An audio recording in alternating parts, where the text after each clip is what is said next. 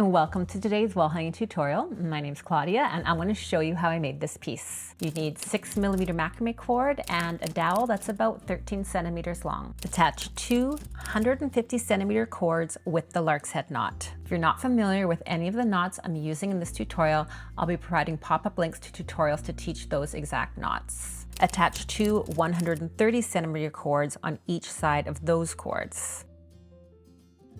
Next, attach four 110 centimeter cords.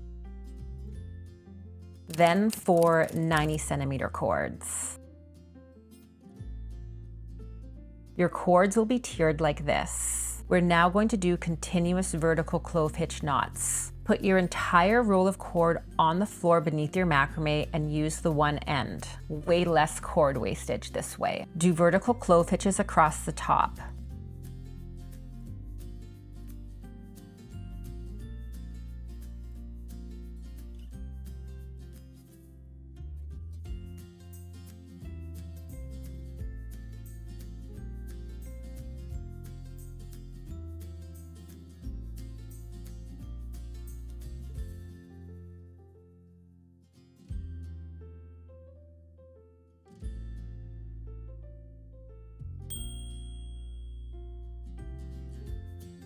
Go across and back twice.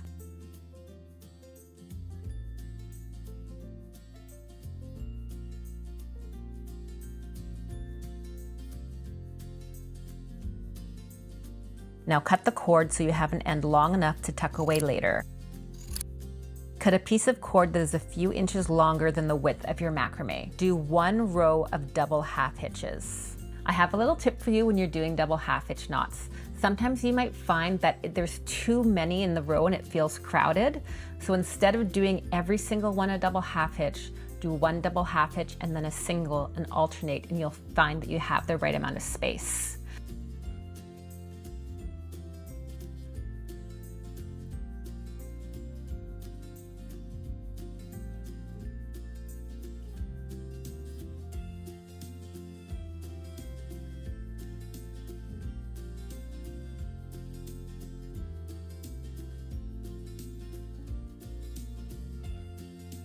Make sure the last double half hitch is a double.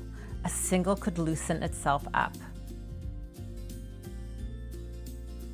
For this next step, you need a cord that is 270 centimeters long. Fold the cord in half and place it behind the four middle cords. And do a square knot.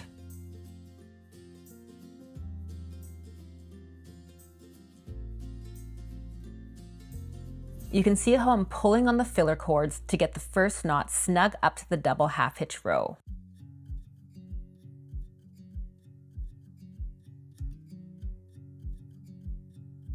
Do 10 square knots.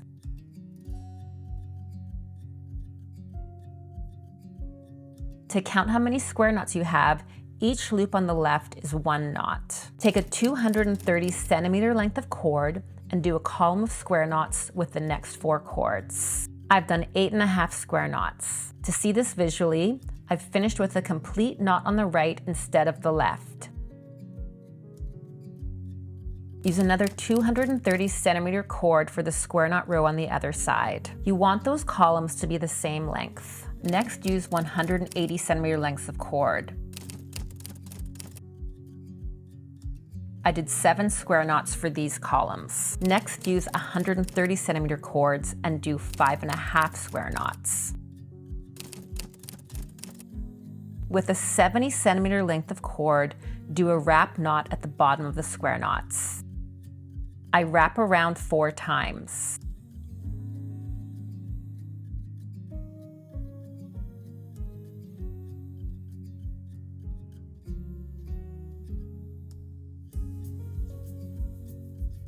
Cut the top cord, leave the bottom because it will become part of the fringe. Take a 50 centimeter cord and wrap around 3 times.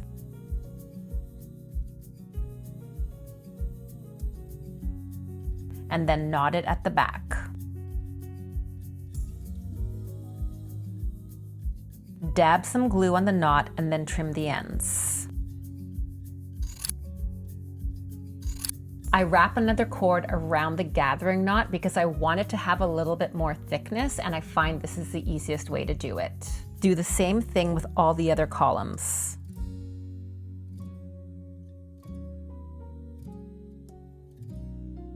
Here I'm using the point of my scissors to tuck away the cut end of the wrap knot.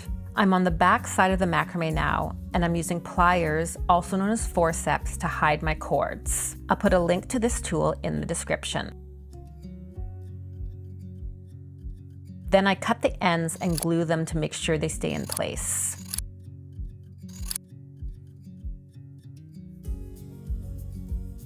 Now I'm cutting the fringe of each group of cords. First, I do a rough cut. I'm using a cutting mat with a grid, which makes it easier to cut the fringe evenly on the sides, because you can use the grid as a guide. With a comb or a dog brush or both, comb out the fringe. You can see how I go back and forth between them.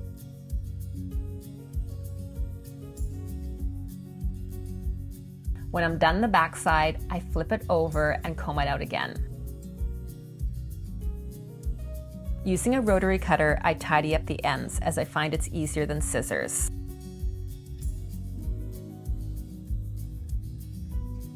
In the description below, I've linked some of the items I used in this tutorial: the 6mm cord, the rotary cutter, and the forceps. If you have any questions about making this wall hanging, don't hesitate to leave a comment below. I hope you have an awesome day.